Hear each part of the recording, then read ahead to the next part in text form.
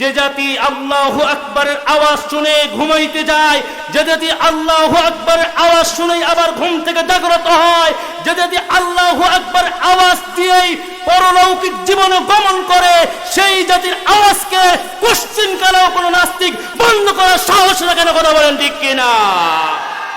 সামনে এমন একটা সময় খুব শীঘ্রই আসবে যে মানুষের তৈরি করা আইন দিয়ে, মানুষের তৈরি করা বিধান দিয়ে রাষ্ট্র চলবে না, সমাজ চলবে না, ব্যক্তি চলবে না, পরিবার চলবে না। একমাত্র ইনিল হুকমু ইল্লা লিল্লাহ, আল্লাহর আইন দিয়ে, আল্লাহর আইন ছাড়া মানুষের তৈরি করা মতভেদ দিয়ে সমাজ চলবে না, রাষ্ট্র চলবে না। কথা বলেন ঠিক কিনা? সম্মানিত হাজিরিন, এই জন্য আমরা সামনে মাঠে ময়দানে যদি নামার প্রয়োজন হয়, এতে হামলা হোক, মামলা হোক, জেল হোক, জুলুম হোক, নির্যাতন হোক, অত্যাচার হোক, প্রয়োজনে জীবন দিব, প্রয়োজনে রক্ত দিব, তারপরে বাতিলের পরাশক্তির কাছে মাথা নত করবো না। এই কথার সঙ্গে কারা কারা একমত আছে? দুই হাত তুলে আল্লাহকে দেখান। 9 নম্বর পারা 8 নম্বর সূরা, সূরা আনফালের 2 নম্বর আয়াত। আল্লাহ রাব্বুল আলামিন বলে, ইন্নামাল মুমিনুনা আল্লাযীনা, মুমিন তো তারাই, একমাত্র মুমিন তো তারাই যাদের সামনে ইদা, যখন যুকিরাল্লাহ, আমি আল্লাহর কথা বলা হয়, আমি আল্লাহর কথা আলোচনা করা হয়, কথা বলা হয়, ওয়াজিলাত কুলুবুহুম, তাদের অন্তরাত্মা কেঁপে ওঠে। তাহলে যাদের সামনে আল্লাহর কথা বলা হয়, আল্লাহর কথা স্মরণ করা হয়, আল্লাহর নামে আলোচনা করা হয়, ওয়াজিলাত কুলুবুহুম, তাদের অন্তরাত্মা কেঁপে ওঠে। শুধু তাই নয়, ওয়াইদা তুলিয়াত আলাইহিম আয়াতুহু, যখন আমার কোরআনের কিতাবের আয়াতগুলো তাদের সামনে পাঠ করা হয়, তেলাওয়াত করা হয়, তাদের ঈমান জাদাতুহুম ঈমানা, তাদের ঈমান বেড়ে যায়। জোরে বলেন সুবহানাল্লাহ। আসলে যাদের ঈমান আছে তাদের ঈমান বেড়ে যায়, যাদের ঈমান নাই তাদের শয়তানি বেড়ে যায়।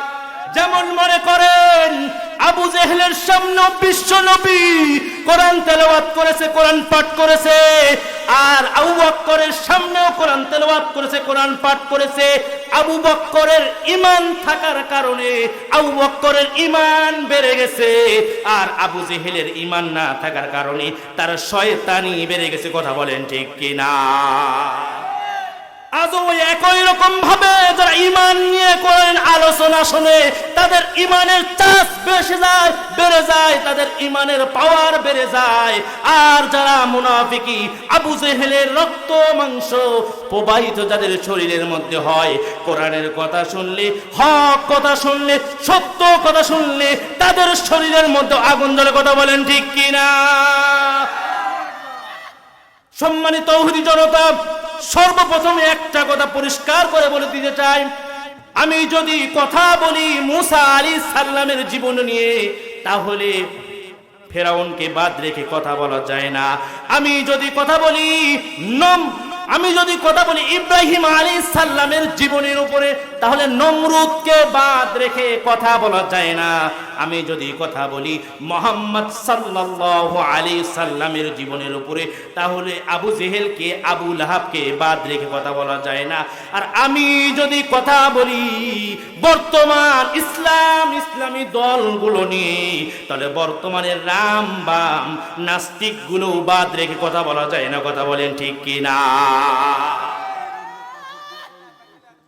সম্মানিত হাজিরিন, এই যে কোরআন আমার আল্লাহ নাজিল করেছেন, এই কোরআন আমার আল্লাহ পাঠিয়ে দিয়েছেন দুনিয়ার মানুষের কাছে, দুনিয়ার মানুষের জন্য।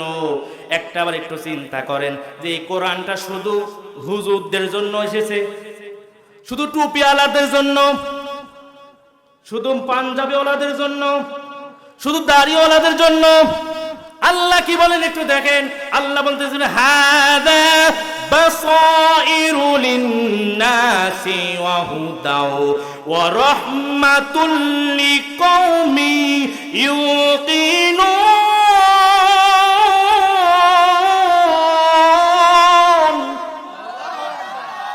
সূরা আজ-জাসিয়ার 20 নম্বর আয়াত আল্লাহ রাব্বুল আলামিন বলেন হাদা বাসাইরুল লিন্নাস, আমি এই কোরআন মানব জাতির জন্য প্রেরণ করেছি।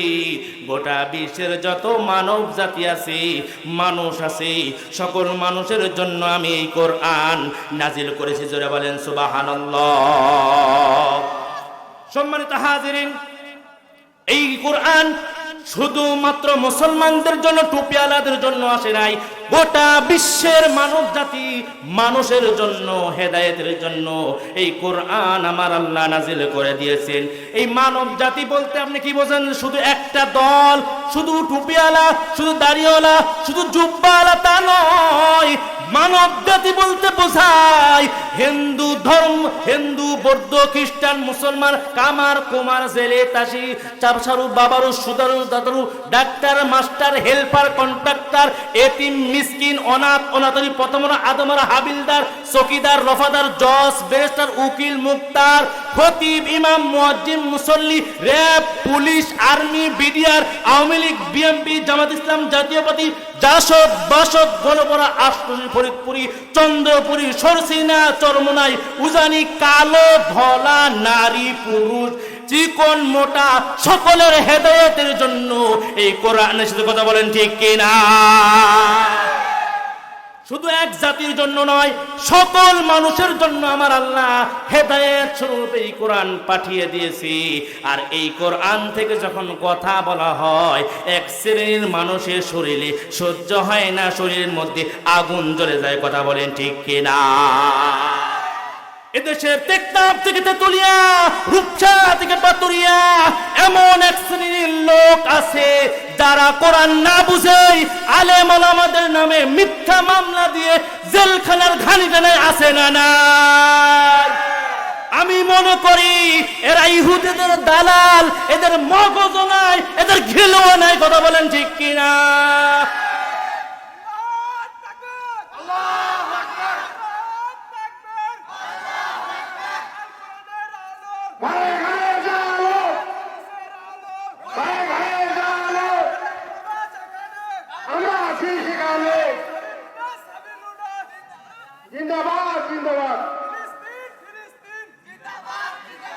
আলহামদুলিল্লাহ।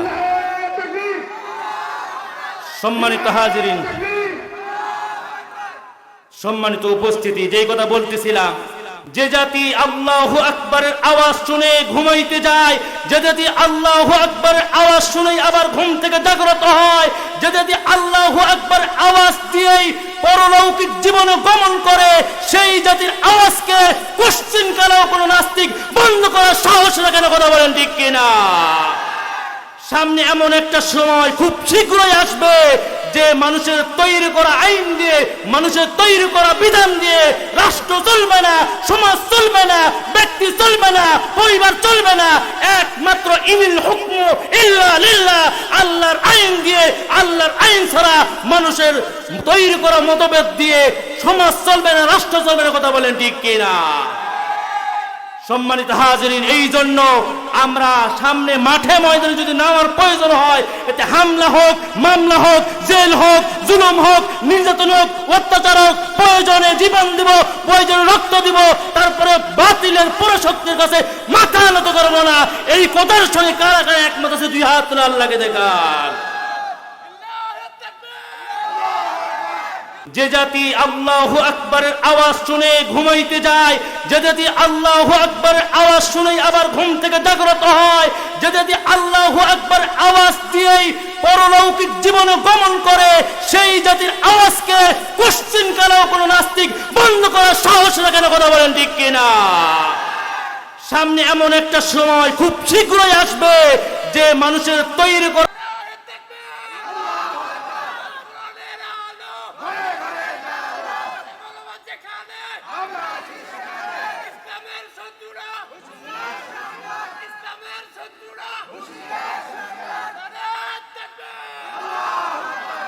আলহামদুলিল্লাহ।